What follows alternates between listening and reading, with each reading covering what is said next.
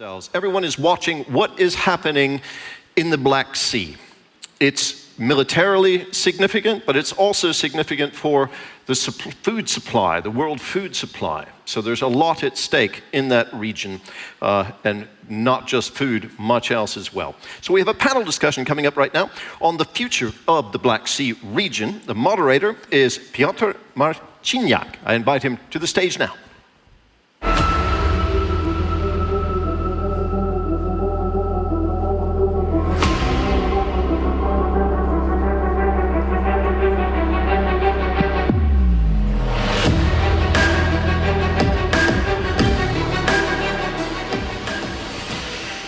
Good afternoon. Can you hear me? I think everything is right. It's high time to start. We have a delay, I'm afraid. Are you tired by the long discussions? It looks like a tough day. Tough times, I could say also.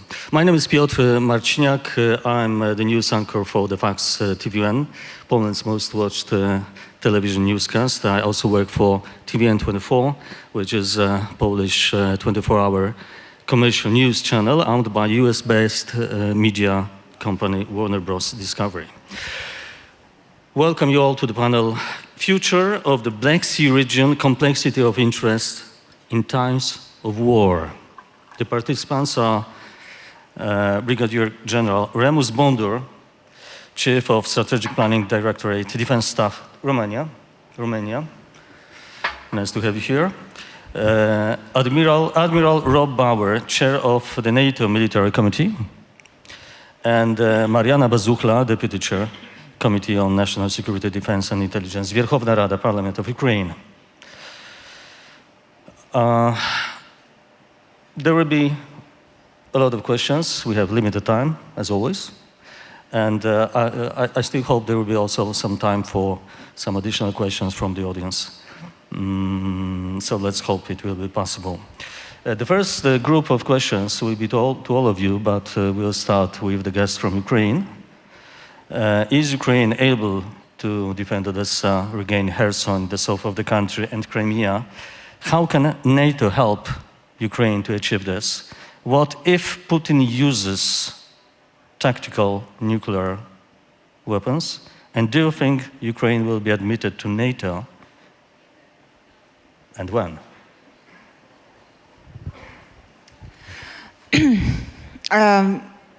Before this talk, actually, I asked if to answer honestly or positive.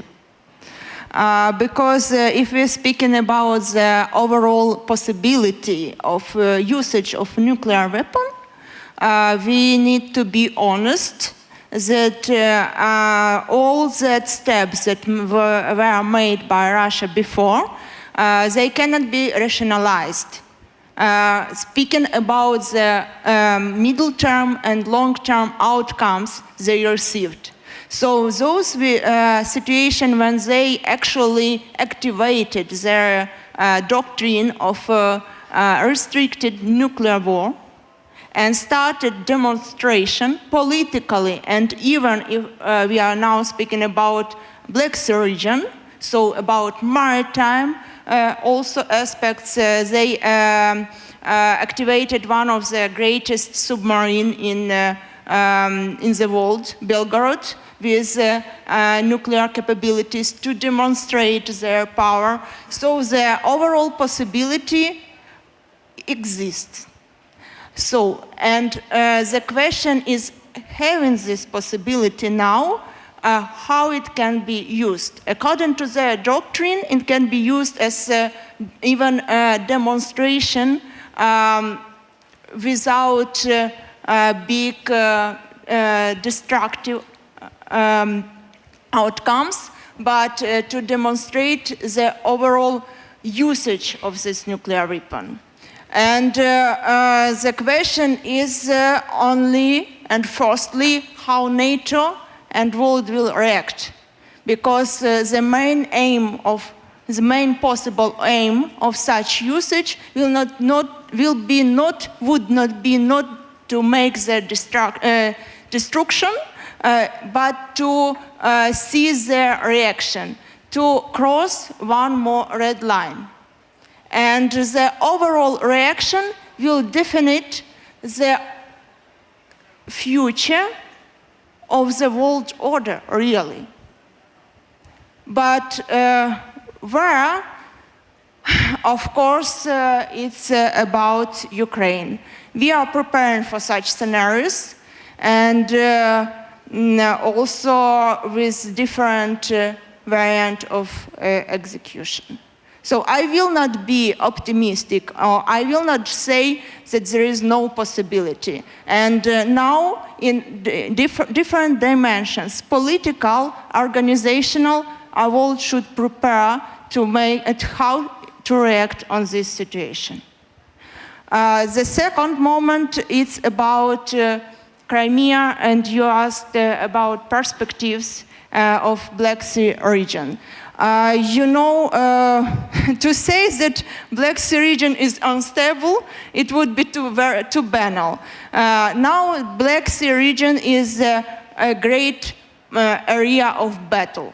And there are actually, in fact, there are two stakeholders there, and I dare to say it's not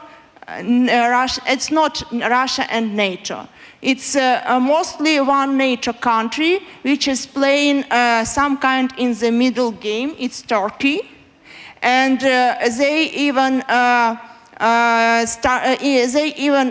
don't only. I can speak not only about military presence and overall security format, but also about different connected measures as help with transportation of goods. And now even their situation is so tangled that even to transport food became the military operation with diplomatic and military dimensions. I'm speaking about about transportation of our agriculture goods. That firstly, having occupied a lot in Black Sea region, we needed to win the battle for one island, then have a diplomatic process of negotiation with help of Turkey, and then have the possibility to export our agriculture goods. So it's an example that the Black Sea region became so extremely dangerous and so extremely unpredictable that even after the win of Ukraine, it would not be stable for many years. And it will be some kind of vacuum of proper order. And we predict that Turkey will be some kind of main player, and of course it depends in what state would be Russia and what the role would be after the overall war conflict we have now. And we know the Monterey doctrine, which prevents to make real enforcement of NATO countries present in Black Sea region.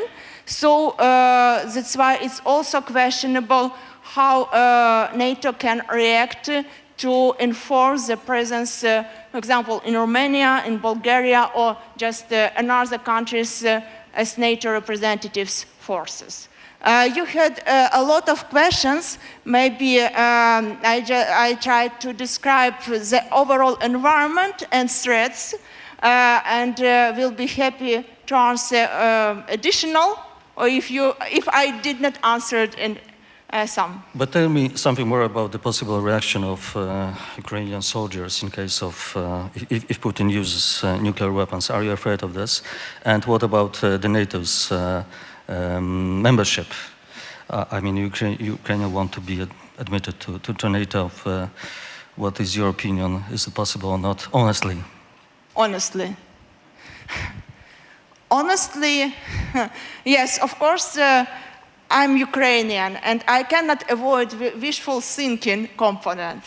But comparing even 1/2 of year before, now we have far more chances to be the member of NATO, I suppose. Because the Russian invasion, full-scale war, provoked those which they did not expect and they did not want. The two Scandinavian countries which have borders with Russia became NATO members very quickly. And it's one of example when, and what is very important, after they became in the process of gaining NATO membership, after they became NATO members, Russia did not react in that full scale, possible scale that world was expected. So, and it's not only one example. We see that, and as I previously said in another discussion, we see very clear moment, and which was the mistake, I can say, of tens of years. Russia cannot be calmed down. There is no way to calm down aggressor. Every enforcement, every forced action, every demonstration of the power of the democratic vote, the power of decision, the power of NATO has a positive effect on the outcomes and Russian decisions. Every demonstration of a step back, every demonstration of some kind of negotiation possibility as a paradox, enforce Russian aggressively systemic position because they see it like weakness. And it's the principal moment of the mentality of the state. And it's a principal mistake, the outcome of what is war in Ukraine now. Because in 2000, yes, now we are about Black Sea region. Black Sea region, it's about also Georgia. It's about reaction of NATO and world in 2008. And while having powerful reaction in 2008 with 5–10% of efforts, we would not have all the other steps by Russia. Or at least we would have much less. And this is example, and I try to explain what we have now, the outcomes and perspectives. So enforcement and powerful position, it's that way out of conflict. In what the last sentence, it can be paradox for European country. European culture, postmodern European culture, and even NATO perspectives. It can be paradox, but it's very understandable by Russia. The next question is to the guest from Romania. General, how does Romania helps Ukraine? Do you believe in its victory, honestly? And what do you mean by victory in this case? And will the use of nuclear weapons change a lot, or maybe not? What's your opinion? So, I would start with complexity there. So, we are talking about Black Sea region, where we have the war ongoing, 2 belligerents, 3 NATO member states, 2 partners.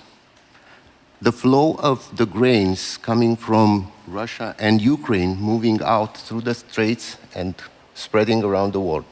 So it's a very complex region moving back to history, cultural differences, religious differences, complexity in relations between states. These have to be taken into consideration. That leads to a conclusion that we need to have a strategy for the Black Sea region, extensive Black Sea region, to discuss very careful what is the future of this region and how we can continue to support our values into this region. This is very important. Now, going back, Russia waged a war of choice. Ukraine waged a war of national survivability. And we, all of us together, the West, we are carrying a battle to support Ukraine, again, to protect our values. Starting from this, I will say that Romania started to support Ukraine to prepare for this war immediately after 2014. We were part of training the Ukrainian troops through the Partnership for Peace.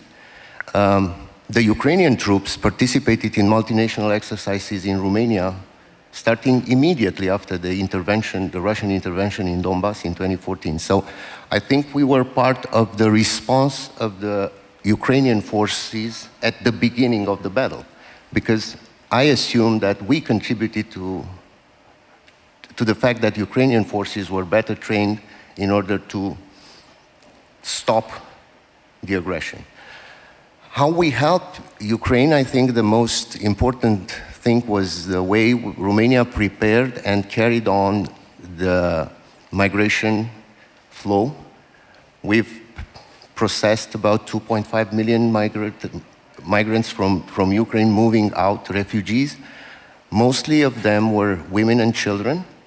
And it was not only the government, the local authorities, but the simple Romanian citizen that put heart and their fortune and their values into the support of these refugees. For the moment, I think we have about 80,000 still hosted on our territory. They move in between 80,000 to 85,000. There is a change in the figures on a daily basis. Secondly, we offered support in treating heavily wounded soldiers into the military hospitals, and also we provided military support, both lethal and non-lethal, in support of Ukraine. So I think Romania was, together with all the NATO countries and within the NATO and EU policy, in support of NATO. We opened on the EU side a hub, and we've transported all the goods provided by other nations into Ukraine through that hub. So I think the support was from the beginning and will continue until it's necessary.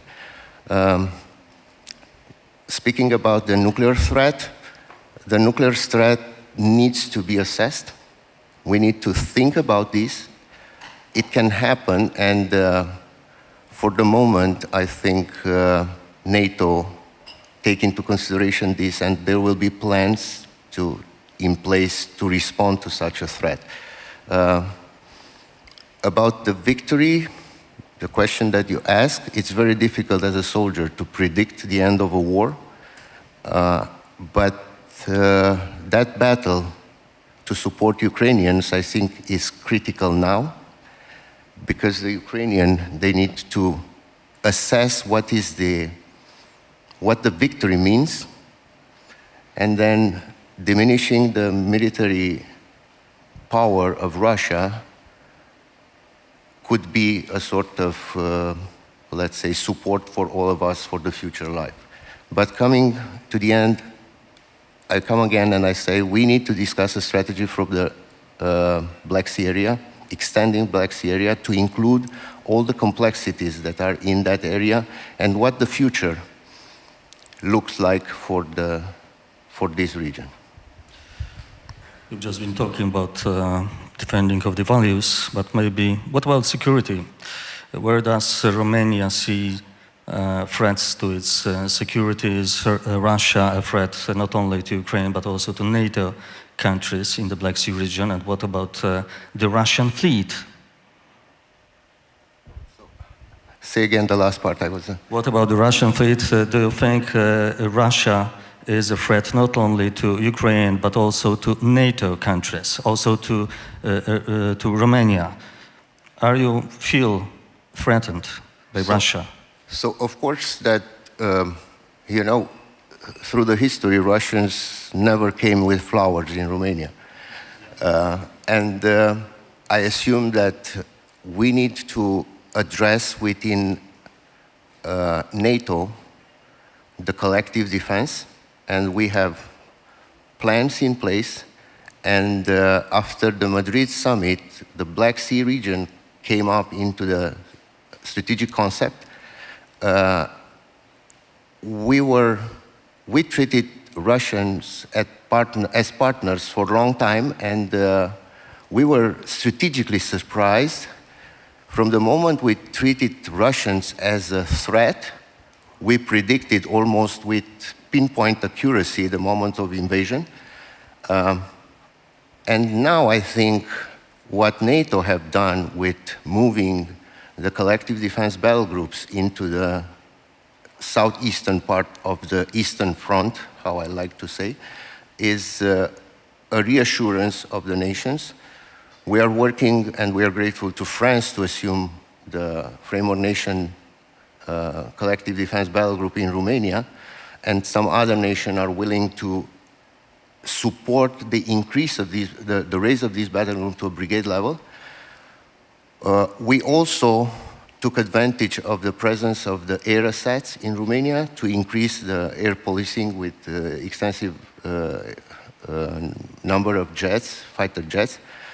NATO is keeping let's say, an eye on a Black Sea to see what is going on there. For the moment, I think the evolution of the situation reassured Romania. This happens also with our neighbors in Bulgaria. So I think now there is a coherence of the deployment of forces. The United States deployed also additional troops in Romania, and for the moment, we are looking to increase this presence and to provide the host nation support in order to NATO to help us with the collective defense. I will probably ask also about the role of Turkey in the region and about the situation of Georgia. You said about before, but maybe a little later. Admiral, sorry. What are Ukraine's chances of defeating Russia, in your opinion? Do you think that Putin can really use nuclear weapons, or it is a bluff? What would be NATO's response, and will the arrival of radioactive pollution on the territory of the alliance countries will be treated as aggression? That's an important question. And the last question is, does Ukraine have a chance to be admitted to NATO? I know it's a political question mostly, but maybe you have your opinion, military opinion about that. What are the arguments for and what are the arguments against? So let's start with the defeating Russia. I think it's very important to state that NATO sees Russia as a threat. But at the same time, NATO is not at war with Russia. And that's a fact, whether people like it or not, but that's a fact. That's one. Second, with regard to membership of NATO, that is a political question. It has military implications, but I'm not going to talk about how big the chances are. A decision was taken in the Bucharest summit in 2008. It is reiterated in the last Madrid summit, and at the same time, as always, the door remains open. The nations that want to join can say so. They have to live up to certain rules and regulations, and then it is up to the allies and no one else to actually allow that nation to become a member. So that is the procedure. And whether the nations are willing to do that is a political question, first and foremost. So I'm not going to answer that question there. The second one, with regard to is Ukraine able to win this war? I think, as my colleague, the brigadier said, it is very difficult to actually predict anything in a war, because things can change overnight. But if you look at what Ukraine is doing, that is remarkable. And I think if they continue that way and they're able to continue to successfully supply their forces, to maintain their forces, to be re-equipped by the allies and other nations in the world, then I think Ukraine is able to win that war. How long will that take is a completely different question. That depends on many, many things, and so I'm not going to elaborate on that. But I think what changed the situation since 2014 is that NATO and allies helped to train Ukraine forces in a completely different way than they had done before. Ukraine had many similarities to the Russian forces that we see now until 2014. So basically, generals leading the soldiers, no mission command. What does that mean? In NATO, we use that term to actually explain to our soldiers why they fight, what they have to achieve, and then to leave the how to as low a possible level, to leave that to the lowest possible level.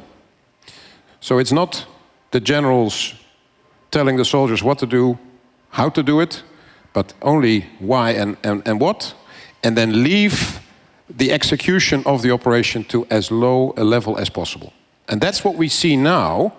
After 8 years of that support from NATO and allies, you actually see the success of Ukraine, what is happening. Ukraine is extremely successful because the soldiers in the units actually take the initiative, while the Russian soldiers are waiting for an answer from Moscow. And then within the answer coming back from Moscow, Ukraine forces have achieved something new, creating a new problem, and therefore they are within the Russian cycle time and time again. That is what is happening at the moment. That is the result of, first and foremost, the Ukrainian courage and determination. Secondly, the help of 50 nations to supply Ukraine with weapons and ammunition and money and other goods that are required to fight a war. But of course also this change in the way they conduct warfare. So I think that is why I believe it is possible that they win this war. Then with regard to nuclear, I understand all the questions. I will not going to answer whether we are prepared. I'm not going to tell you anything in a public forum on what the options are and what we are going to do when what is happening. It's so many so whats that it is not even the radiation question. There's so many factors that will determine the answer. The one thing that has been said many times by the leadership in NATO and in a number of allies is that the response will be such that the Russians will regret what they have done. And I think that is extremely important. And it's not only from a military point of view important, that answer, to make sure that we will respond, but it is also important from the point of view, and I didn't hear that so much today and yesterday, is that the Russians will lose the last support in the world if they use nuclear weapons. I'm convinced of that. Whether that is part of their rational decision-making is something else, but they will have no more friends other than maybe North Korea. So I think it is not a smart thing to do. It is a stupid thing to do. Will it not happen, therefore? No, that is not necessarily the case. I mean, we've seen, as Mariana said, there's many things in this war, in this conflict, that is a surprise to us. And then you have to react to that. But the most important thing is there will be a response. The next question is to our guests from Ukraine and Romania. What role does Turkey play in the region? Ankara provides Ukraine with drones, as we know, but also lets Russian ships through the Bosphorus. How is the military cooperation between Ukraine and Turkey and between Romania and Turkey? President Erdogan, we know that continues to meet with Putin. Is it an opportunity from your point of view or a problem? Could you clarify what about opportunity? Pardon? Which part of the question? Yeah. I was asking about Turkey, the role in the region, and you know that Erdogan continues to to meet with Putin and also to support you with the drones. So is those other meetings in Moscow or somewhere else between Erdogan and Putin an opportunity? Well, I think about peace negotiations, for example, or a problem for you. Okay. Frankly, again, I will try to avoid a lot of talks about and some kind of impressions about external policy making by Turkey.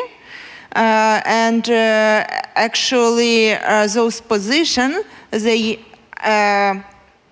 are playing now some kind of in the middle. It's very hard to verify and to say about, because they are NATO country from one side. They have ambition. They are ambitious. They have ambitious to be the first in the Black Sea region. From other side, they are keeping ties with Russia. But anyway, those partnerships that we have in defense industry, in their help in agriculture project, which is, as I previously said, in fact, military operation now, and also that helps that they provide a third example with our military imprisoned military liberated with the help of Erdogan. So it's fact. May I stop on the statement that in fact they are more unpredictable than to comment them. So I just hope that Turkey will find and keep that balance that would be at least acceptable in the, those unacceptable and extreme situation. And of course, if we, while having the topic about Black Sea region, it's better to have such leadership by Turkey as a NATO country with the potential more on over cooperation with others than Russian. And so that that natural play to exclude and to balance Russia is better for everybody. But I need to add about Black Sea region because now it's like vacuum of security. Even those civilian objects, and you know this, which are in Black Sea region, and also which were Ukrainians, now it's small or more military bases with special equipment. For example, it's different technical issues, and what about gas industry? Everything is took by Russia and used for military purposes. And Crimea, we were cried about this because 2 years, 3 years, 4 years ago that they made Crimea big atomic submarine, may I say in this way.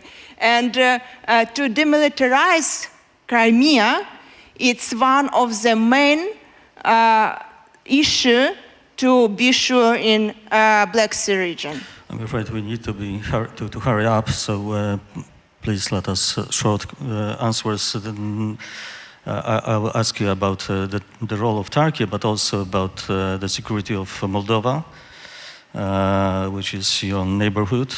What about the Transnistrian, Naddniestrze problem? So Turkey respects its status as a NATO member. So we, Romania, have a strategic partnership with Turkey. So nothing to comment on this. So the Montreux Convention, it's a document that completes the laws of the sea. And immediately after the outbreak of the conflict, Turkey closed the straits. And that meant 2 Russian cruisers were not allowed to enter the Black Sea. I think the presence of those two cruisers would have changed the naval situation into the Black Sea. So I think like any other countries into NATO, each of the countries follow their national interests.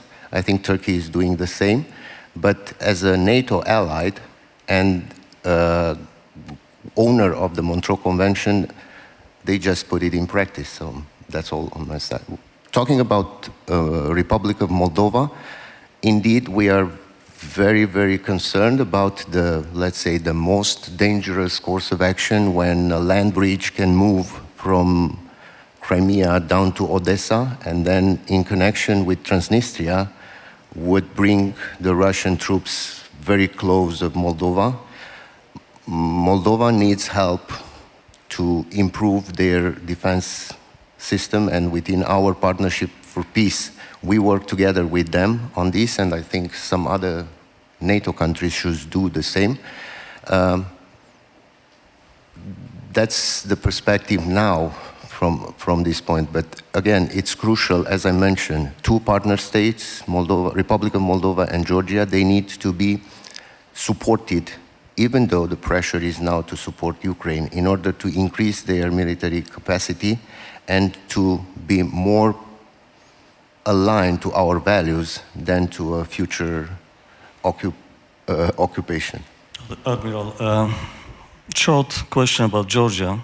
I'll not ask you about the possible, I would like to ask you, can Georgia ever be in NATO? But I know that you will not answer this question. So is Georgia safe, in your opinion?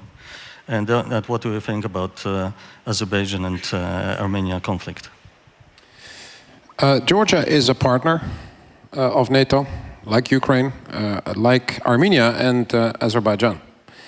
And in that way, and all of these nations have done or are having contributions to NATO operations. So in their own way, and in the different, and not in all operations, but in some. In that sense, we will remain having that relationship with these nations. We are not part of that conflict. It's maybe a boring answer, but it is important that people make the distinction between the involvement of allies or the alliance. And I am talking on behalf of the alliance. And that means that 13 nations agree to do something or not. It is not the NATO headquarters that decides on its own to do anything against any nation. It is a discussion that we will have, and then when 30 nations want to do something, help a nation, as an alliance, we will have to have had that discussion. Because that is difficult, you therefore see that a lot of the allies are helping, most of the allies, or all the allies, are helping Ukraine in different ways, either financially or non-lethal aid or lethal aid.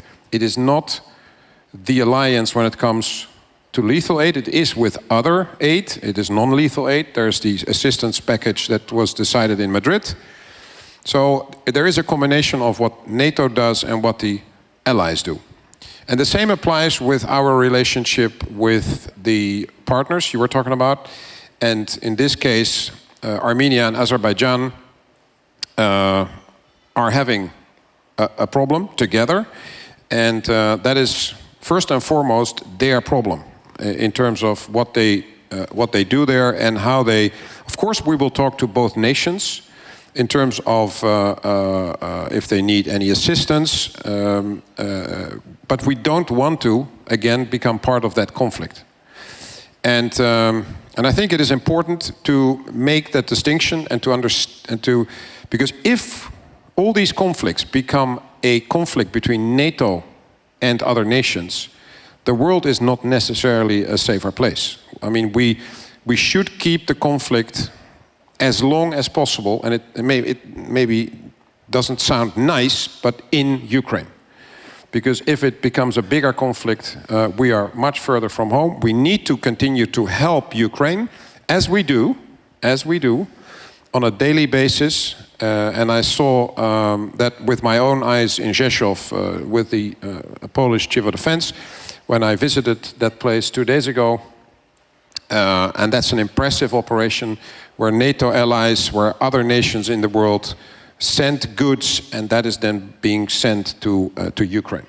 So that is the sort of help where we participate in, that not being a NATO operation, but there is a lot of support from NATO to Ukraine and to our partners.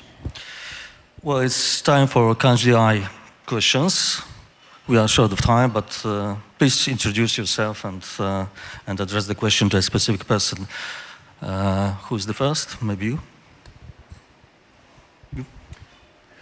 Ray Wojcik from KC Consulting. I agree with Mariana about... Sorry. Oh, I'm sorry. I agree with Mariana about the... Is he first? I'm sorry.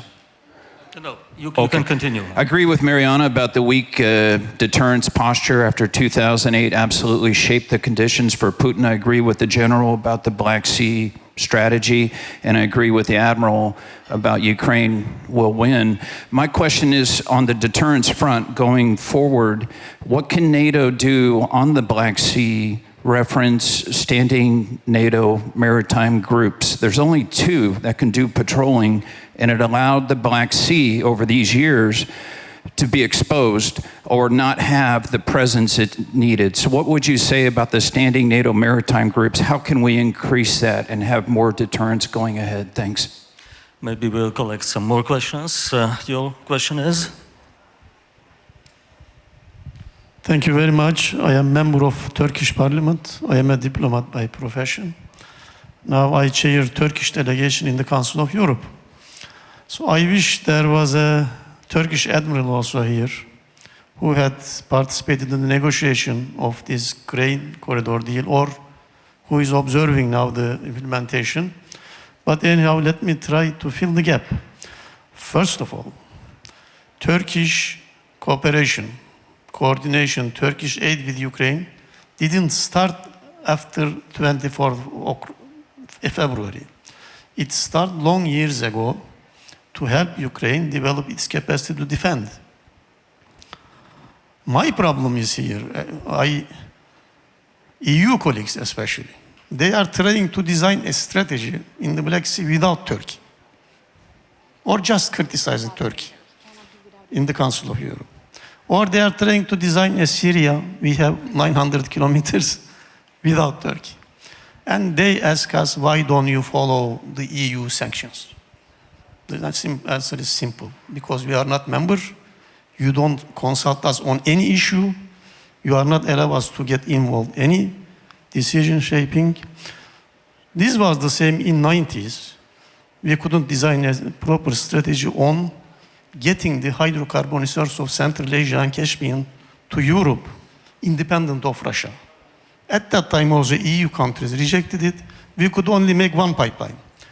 The question is, within the strategy we should design from now on, should we take into consideration the taking energy resources of the area in Kazakhstan without Black Sea and without Russia through pipelines from Turkey? Thank you. And the last question, shortly please. Wojciech Łuczak, defense analyst, Warsaw, Poland. Mariana said about the submarine. I would say that the Russians are going to turn Crimea into unsinkable aircraft carrier somewhere in the Black Sea.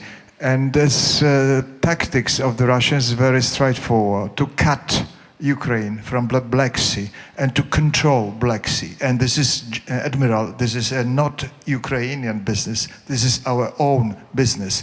If the Russians will succeed in such a strategy in Black Sea, what will be, what is the tactics on eventual cutting, let's say, predictable democratic world from the Black Sea area? Thank you very much. So we have 3 questions here. Who is going to answer? We are limited of time. Yeah, many of the questions to NATO, I guess. The energy question I'm not going to answer. I think in general, Turkey is a good ally. Turkey is playing an important role. Mariana said it as well with regard to the grain deal and with the Montreux and the Strait. So I think there is I don't think there's criticism there in NATO on the position of Turkey.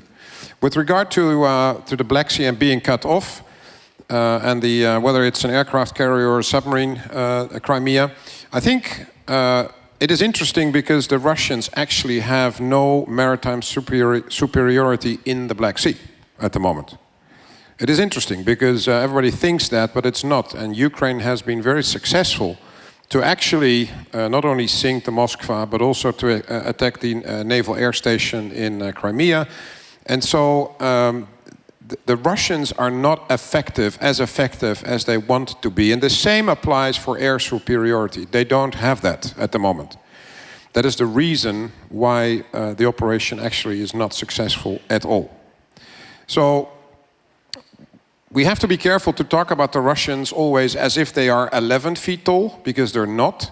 They have actually not achieved any of their strategic goals in Ukraine. So strategically, they have lost this war already. And of course it is up to, because of the bravery of the Ukrainian people and the armed forces, that they are successful on the ground. And that is fantastic, with the help of many.